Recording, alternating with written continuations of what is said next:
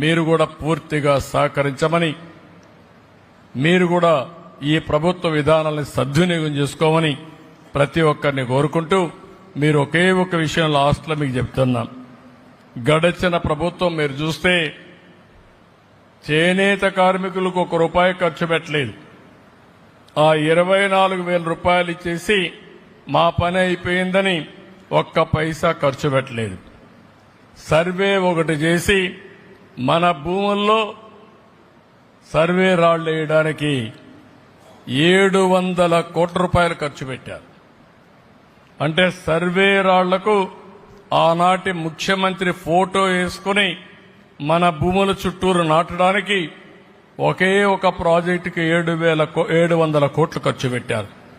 5 ఏళ్లలో ఆ 700 కోట్ల రూపాయలు ఈ చేనేత కార్మికులపైన ఖర్చు పెట్టుంటే మీ జీవితాల్లో